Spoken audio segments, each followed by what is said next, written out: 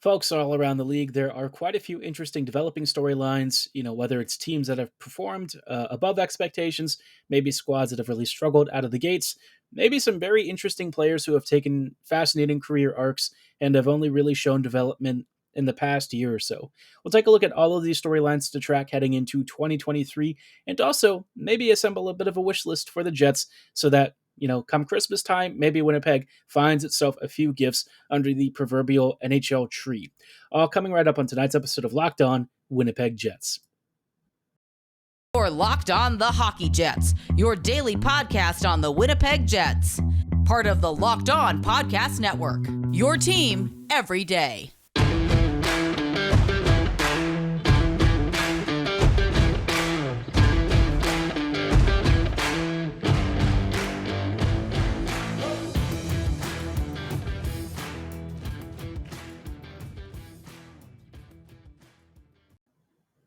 Hello, friends, and welcome to tonight's episode of Locked On Winnipeg Jets, part of the Locked On Podcast Network, your team every day.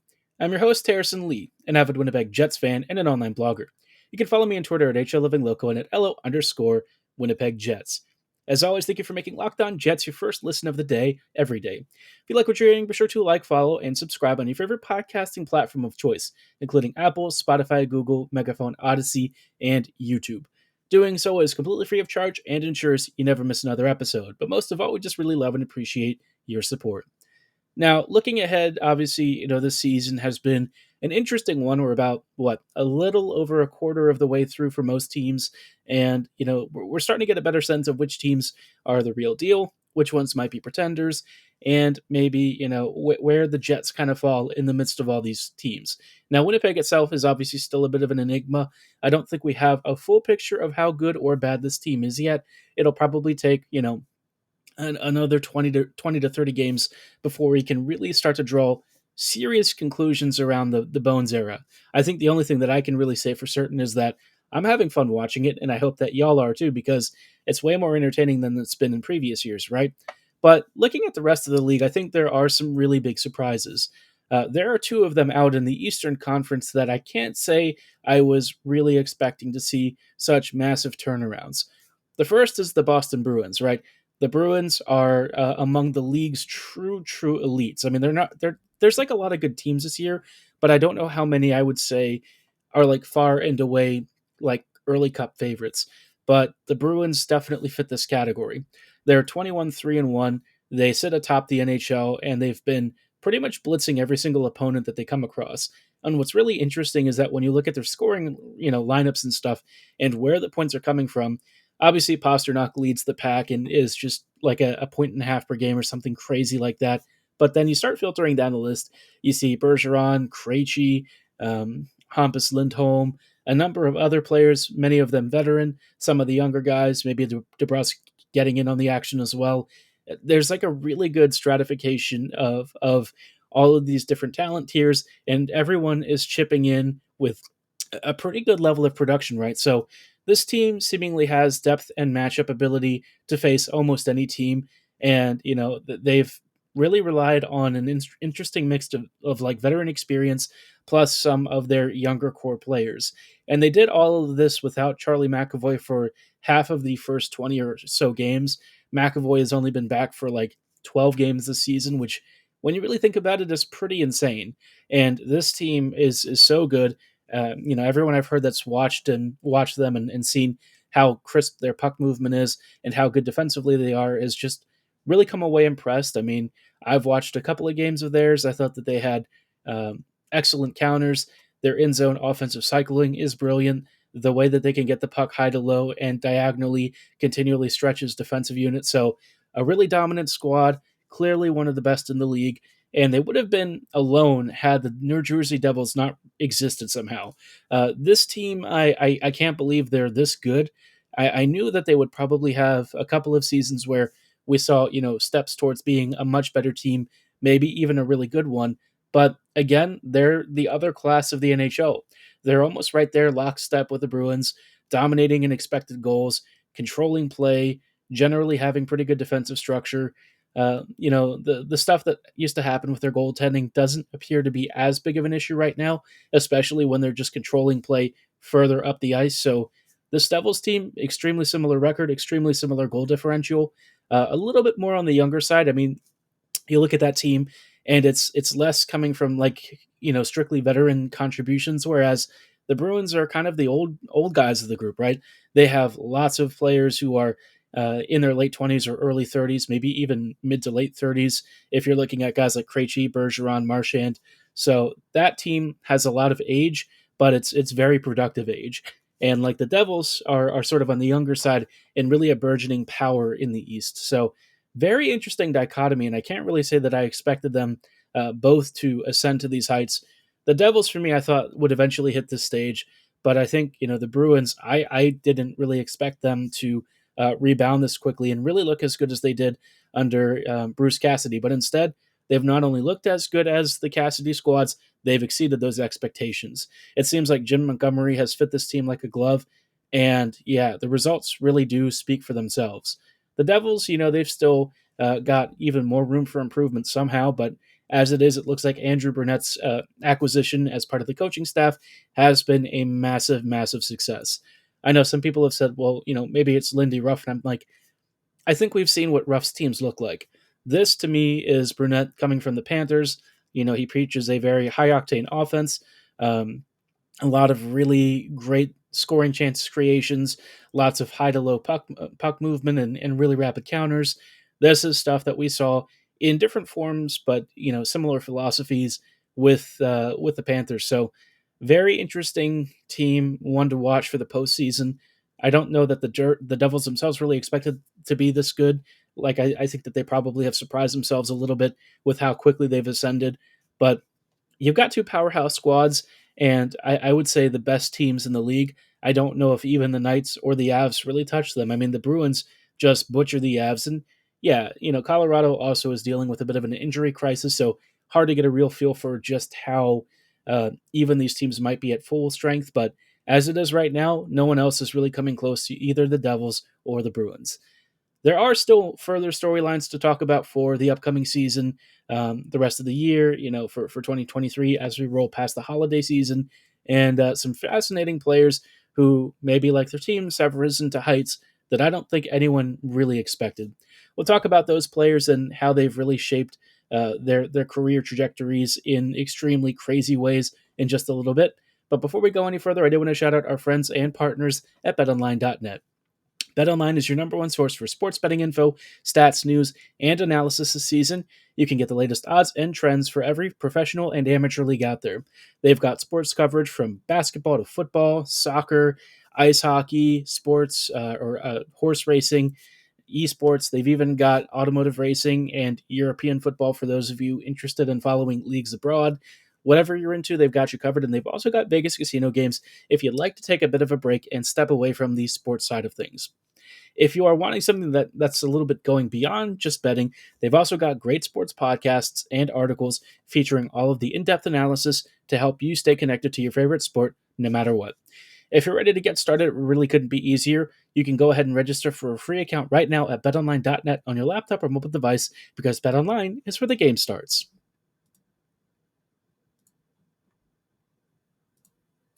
Hello, friends, and welcome back to this episode of Locked On Winnipeg Jets. Thanks for making Locked On Jets your first listen of the day every day. We're talking a little bit about some of the very fascinating storylines of the 2022-23 season. Obviously, we're about to switch over calendar years into 23, and I thought that this would be a good time to take stock of which teams are really doing well, and maybe some teams that haven't really exceeded or met expectations, and then also talk about some very fascinating players who have had meteoric rises in a relatively short amount of time. Before we go any further, though, I do want to recommend that you make your second listen of the day Locked On Sports Today. From the games that matter to the biggest stories in sports, Locked On Sports Today helps you go beyond the scoreboard and behind the scenes with our local experts, providing you coverage and analysis that only Locked On can give you. Be sure to follow and subscribe to Locked On Sports Today on all of your favorite podcasts and YouTube. As always, it is free to subscribe. We really appreciate your support and hope that you stay tuned to Locked On Sports Today. Now, taking a look at some of the other teams, maybe it's time to talk about some of the biggest disappointments. And I think for me, the Blue Jackets would probably be up there. The Jackets, for one reason or another, just don't really seem to have it all together. This season I thought would be a step forward for them, but instead it's been like massive steps back. Johnny Gaudreau joining the team really didn't seem to make much of a difference. He's been, their top offensive performer, right? But the rest of the team just doesn't have any sort of offensive punch. Patrick Laine coming back from injury is obviously a huge help, but you probably can't rely on him to stay healthy. Jack Roslovic has basically been a non-factor. It just seems like this team is mired in a huge disastrous season, and at this point, it might be time for the entire front office to be considered for potentially being replaced. I think Jarmo Kekalainen has done about as much as he can with the squad, but I really don't know if this Blue Jackets team is making the sort of progress that it really needs to. And it might be time for a change in leadership and direction to try and do something else, because this team certainly has talent to be competitive. Probably not at like a super great playoffs level, maybe like at best a wild card spot, but certainly better than being almost dead last in the NHL. When you're kind of worse than the Yotes or the Hawks, you might be doing something wrong. I would also say I'm a bit surprised by the Ottawa Senators. They had a huge offseason, and look, stuff, especially when you make big changes, does take time to really adjust and gain chemistry between new line mates and players, who haven't really worked together. They may not be gelling yet, but I'm still a little bit shocked that with all the improvements, the Sens are last in the Atlantic, and they're under 500 by a pretty decent margin. So the Sens team, I feel like they're probably desperate to turn things around. They spent a lot of money, invested a lot of resources, and did a lot to put this roster in a much better position. And so far, they're not really getting the results to match it. So I don't know if that means they're going to fire the head coach at some point, if maybe they start making some trades, maybe for a defender or something. Whatever the situation is, the Sens team is definitely spiraling in the wrong direction. And from the sounds of it, from what I've seen on social media and stuff, the fan base is not really accepting excuses this time. They feel that this squad should be taking that next step up, should be hitting that new level, and so far, it really hasn't. Now, on the more positive side of things, a team that's kind of gone through a bit of a similar renaissance, but is still trying to find its way, has been the Buffalo Sabres. This team is very much one of those transition squads. They didn't have quite as an extreme of an offseason as the Senators did, but they are amongst the best. Actually, I think that might be the top goal scoring outfit in the entire NHL. Unfortunately for them, they've also conceded amongst the most goals in the league.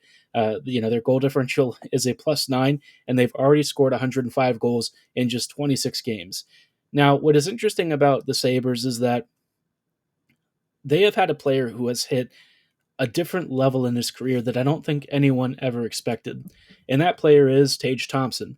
If you've been living under a rock somehow, this dude has just gone from a guy who maybe a season or two ago looked like a fringe NHLer into an absolute monster, an unstoppable force, and one of the elite franchise centers around the league.